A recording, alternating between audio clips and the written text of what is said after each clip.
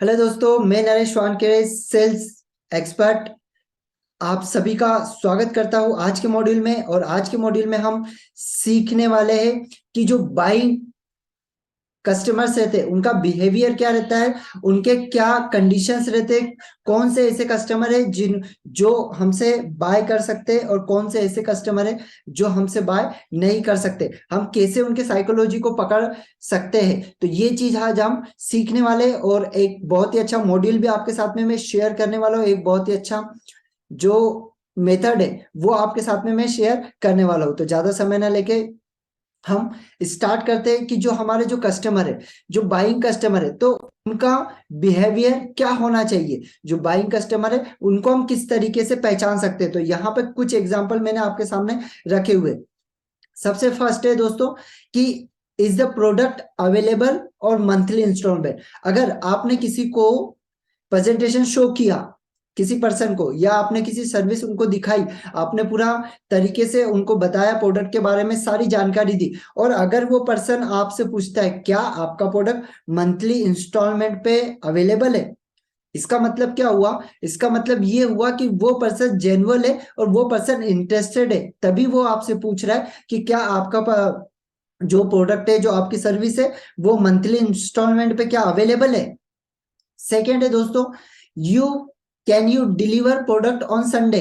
अगर वो बोलता है क्या आप, अभी तो मैं घर पर नहीं हूं बट मेरी कोई मीटिंग है, क्या आप संडे के दिन प्रोडक्ट को डिलीवर कर सकते हैं, यानी वो उसका जो बिहेवियर है वो परचेज बिहेवियर है, वो आपसे पूरी तरीके से एग्री है। और ऐसे पर्सन को आपको बस थोड़ा सा गाइड करना है और डेफिनेटली वो परचेस करने वाला है। तो ये चीजों को आपको समझना बहुत जरूरी है। अगर आप इस चीज को नहीं समझ पाए तो आप आपके अच्छे कस्टमर को खो दोगे। थर्ड आता है दोस्तों, what is the guarantee and warranty of your product.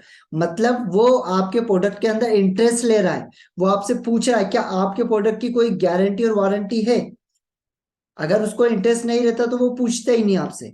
अगर वो पूछ रहा है कि आपके प्रोडक्ट की कोई गारंटी या वारंटी है, तो डेफिनेटली आपके प्रोडक्ट के अंदर उसे पूरी तरीके से इंटरेस्ट है, आपकी सर्विस के अंदर उसको इंटरेस्ट है, तभी वो पूछ रहा है। तो ऐसे पर्सन को अच्छे तरीके से गाइड करिए।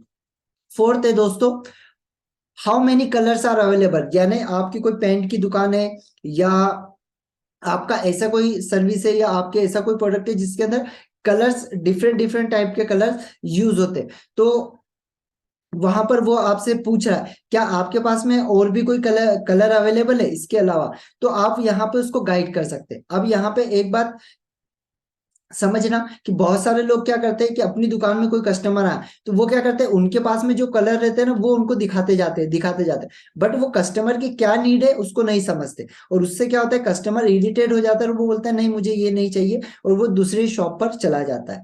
जबकि हमको कस्टमर को अगर हमने एक कोई बता, हम उनको सजेशन कर सकते हैं सिर्फ कि सर ये कॉम्बिनेशन, ये कलर का कॉम्बिनेशन इसके साथ में बहुत अच्छा जचेगा, या ये प्रोडक्ट के साथ में बहुत अच्छा रहेगा। बट सबसे पहले उससे पूछो कि वो चाहता क्या है।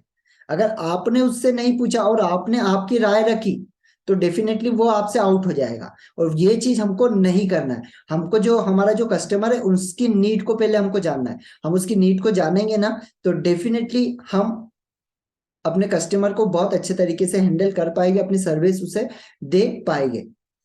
फिफ्थ है दोस्तों, do you also have online mode of payment. अगर आपके कस्टमर ने आपसे पूछा कि सर क्या आपके पास में ऑनलाइन पेमेंट मोड है, तो ये समझ लीजिए कि वो पेमेंट करना चाहता है कि सर मैं ऑफलाइन तो पे नहीं कर, मैं एक्चुअली मैं ऑनलाइन पेमेंट नहीं करता हूँ। तो क्या आपके पास में एनईएफटी की कोई स्कीम है, क्या आप एनईएफटी के द्वारा मैं आपके बैंक में पैसा ट्रांसफर कर सकता हूँ, या बैंक के द्वारा आप में डायरेक्ट आपके अकाउंट में ट्रांसफर कर सकता हूँ। तो ये अगर वो व्यक्ति पूछ रहा है तो डेफिनेटली वो आपके प्रोडक्ट को लेने के लिए, सर्विस को लेने के लिए पूरी तरीके से रेडी है। तो ऐसे पर्सन को अच्छे तरीके से गाइड करना है, ऐसे ऐसे पर्सन को अच्छे तरीके से समझना है। अगर ऐसे पर्सन को आप समझ गए और अच्छे तरीके से गाइड किया, तो डेफिनेटली आपने उसे पूरी तरीके से सेल कर दिया। सिक्स्थ है दोस्तों, can you show me the demo once again. अगर वो पूछ रहा है कि आपका जो डेमो था वो मुझे नहीं समझ में आया, तो क्या आप मुझे एक बार फिर से इसे शो कर सकते हैं, क्या आप मुझे फिर से एक बार दिखा सकते हैं आपका प्रेजेंटेशन, क्या आपने जो प्रोडक्ट का भी डेमो मुझे दिखा, वो एक्चुअली मुझे थोड़ा सा कंफ्यूजन लगा या मुझे थोड़ा सा डाउट है, तो प्लीज आप एक बार फिर से इसको शो कर सकते हैं? तो आप कहोगे हाँ डेफिनेटली मैं उसे करता हूँ। तो वहां पर आपको इरिटेट नहीं होना कि यार कैसा कस्टमर है, एक बार हमने दिखा दिया फिर और डबल से बोल रहा है, फिर ट्रिपल से बोल रहा है। तो वो उस अंदर से कहीं ना कहीं उसके अंदर परचेज बिहेवियर है, वो चाहता है आपके प्रोडक्ट्स को परचेज करना। तो ऐसे कस्टमर को बहुत पोलाइटली और बहुत अच्छे तरीके से हैंडल करिए। तो ये होते जो बाइंग कस्टमर है, उनके ये सिम्टम्स होते हैं। ये कुछ कुछ थोड़े बहुत पॉइंट आपके साथ में शेयर किए मैंने, और बहुत सारे ऐसे पॉइंट होते हैं जिससे हम उन्हें पकड़ सकते हैं। जैसे कि अगर कस्टमर आपको बोलता है कि सर आप हमको कोई हैंड होल्डिंग सपोर्ट देना दोगे, मतलब वो चाहता है कि आप उनको हैंड होल्डिंग सपोर्ट दो, ऐसा कोई सपोर्ट दो जिससे कि वो आपके साथ जुड़ सके। अगर वो पूछता है कि सर क्या अ, आप जो मेरा प्रोडक्ट है, जो आपसे मैं सर्विस खरीदा हो या जो बिजनेस में मैं एनरोल करूं, तो क्या आप मुझे लीड जनरेशन में इसमें कोई हेल्प कर सकते हैं? मतलब वो चाह रहा है कि वो परचेस करे और आप उसकी हेल्प करो लीड जनरेशन के लिए। तो ऐसे कस्टमर को आपको बिल्कुल भी नहीं छोड़ना है, क्योंकि ऐसे जो कस्टमर है वो परचेस बिहेवियर वाले, और ऐसे कस्टमर को बहुत अच्छे तरीके से, बहुत ही पोलाइटली उसे समझ के, उसके माइंड की साइकोलॉजी को आप पहले समझो। माइंड की साइकोलॉजी को समझने के बाद आप उसे आसानी से हैंडल कर सकते हैं। एंड सेकेंड है दोस्तों, यहाँ पर रिजेक्शन सिग्नल्स क्या है जो आपके कस्टमर है, वो बहुत सारे ऐसे कस्टमर है जो रिजेक्शन चाहते हैं, तो उसके सिग्नल्स क्या है, ऐसे सिग्नल्स को आपको पकड़ना होगा। अगर आप सिग्नल्स को पकड़ गए तो आप ऐसे व्यक्ति के साथ में ज्यादा समय नहीं दोगे, आप उसके लिए ज्यादा टाइम नहीं निकालोगे। तो आपको समझना है कि उनके सिग्नल को समझना है। अगर आप ये सिग्नल को पकड़ पाए ना, तो आप आपका समय बचा लोगे, आप आपकी एनर्जी बचा लोगे, और एक अच्छा रिलेशनशिप आप बिल्ड कर पाओगे। No engage of the prospect, अगर आपका ऐसा कोई प्रोस्पेक्ट है जिसको आप बहुत अच्छे तरीके से शो कर रहे हैं प्रेजेंटेशन, आप कॉपी पे उसको प्रेजेंटेशन दिखा रहे हो, और वो उसके अंदर कोई भी इंटरेस्ट नहीं ले रहा है, वो इधर उधर देख रहा है, कभी पंखे को देख रहा है, कभी टीवी को देख रहा है, कभी बल्ब को देख रहा है, तो ऐसे पर्सन के साथ में ज्यादा समय मत दीजिए, उसको शॉर्टकटली बताइए और वैसे पर्सन से दूर हटिए। क्यों? क्योंकि ऐसा पर्सन इंटरेस्टेड नहीं है, सिर्फ आपका टाइम लेगा और कुछ नहीं। अगर आपका टाइम बहुत ज्यादा वैल्यूबल है तो आप जरूर से ऐसे पर्सन से ज्यादा इंगेज मत होइए। सेकेंड है दोस्तों, I am already using more useful product than this, यानी अगर कोई कस्टमर बोलता है कि आपका जो प्रोडक्ट आप बता रहे हैं मैं उससे कई गुना अच्छा प्रोडक्ट ऑलरेडी यूज करता हूं, तो मैं आपका प्रोडक्ट क्यों लूं?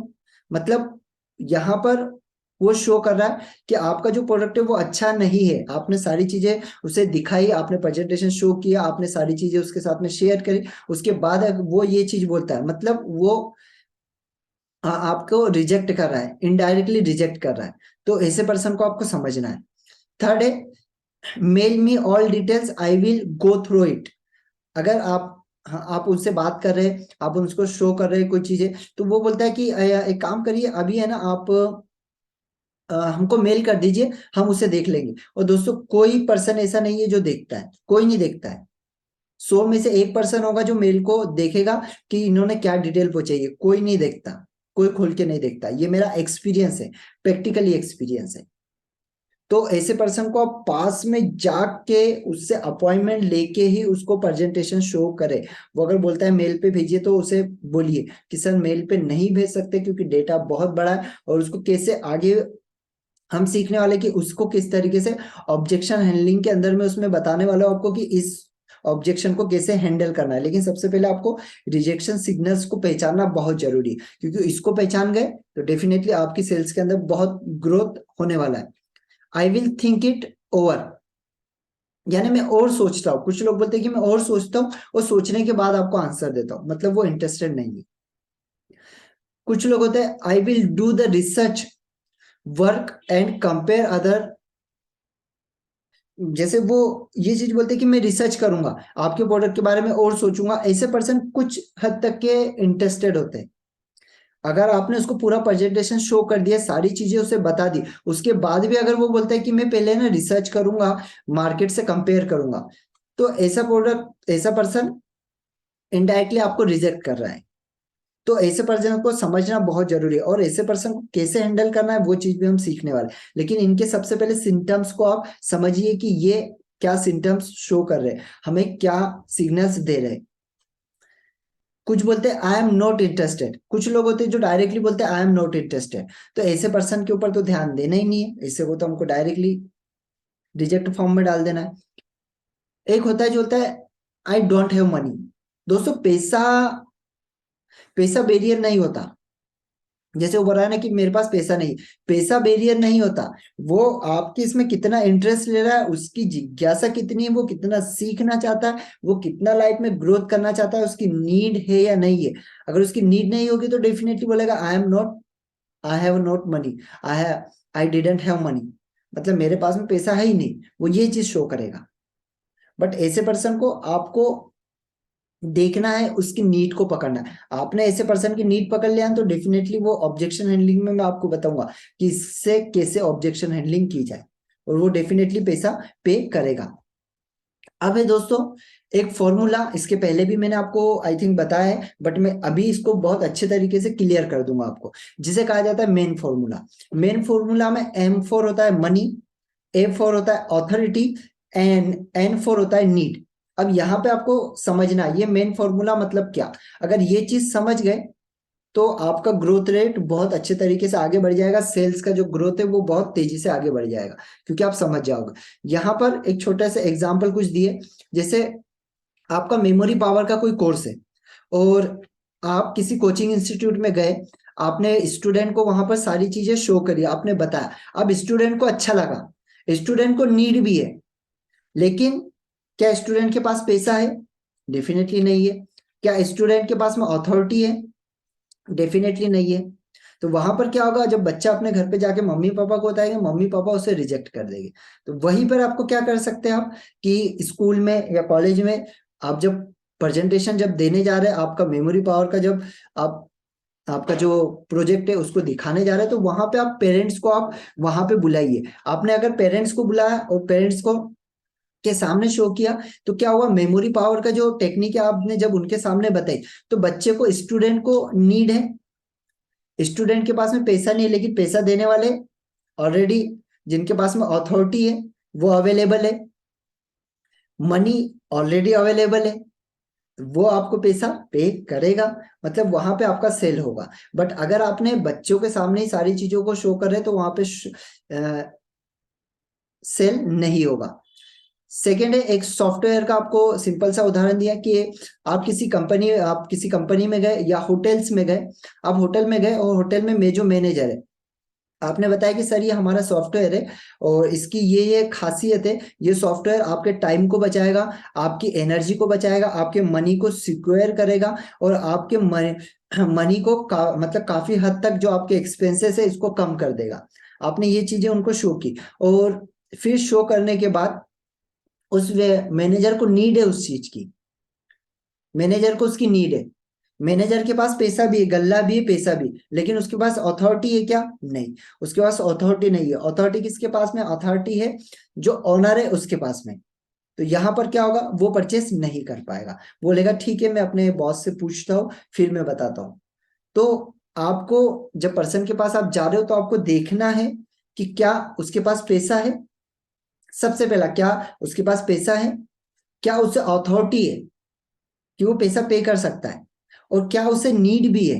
अगर वो तीनों चीजों को आपने मिक्स कर दिया, अगर तीनों चीजों को आपने मिक्स कर लिया, तो डेफिनेटली आप बहुत अच्छे तरीके से सेल कर पाएंगे। जैसे मैंने यहाँ पे कहा था कि स्टूडेंट के साथ आप पेरेंट्स को बुला सकते हैं, यहाँ पे जब सॉफ्टवेयर आप दिखा रहे तो मैनेजर के साथ आप जो ऑनर है, जो अथॉरिटी है जिनके पास में पे करने की, वो उनको अगर आप साथ में बिठाते तो डेफिनेटली आपका सेल्स बहुत अच्छे तरीके से ग्रोथ कर पाएगा। और बहुत सारे ऐसी जगह जहां पर अथॉरिटी जो है वो सीईओ को दिए जाते हैं, कंपनी का जो ओनर होता है वो नहीं संभालता है, जो सीईओ होते हैं वो इस चीज को देखते हैं। तो वहां पे आपको देखना है कि किसके हाथ में है। सबसे पहले उसके बारे में रिसर्च करना है।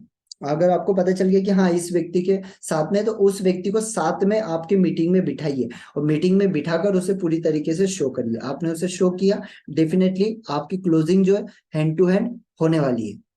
वहीं पर डायरेक्टली आपकी क्लोजिंग हो जाएगी। तो आशा करता हूँ कि आज का जो मॉड्यूल था वो आपको बहुत पसंद आया होगा और आप आज से ही इसको प्रैक्टिकली आजमाने वाले हैं, जिससे कि आपको आपके सेल्स के अंदर बहुत अच्छी ग्रोथ आप कर पाए। Thank you very much. Thank you. मिलते हैं नए मॉड्यूल के साथ। Thank you.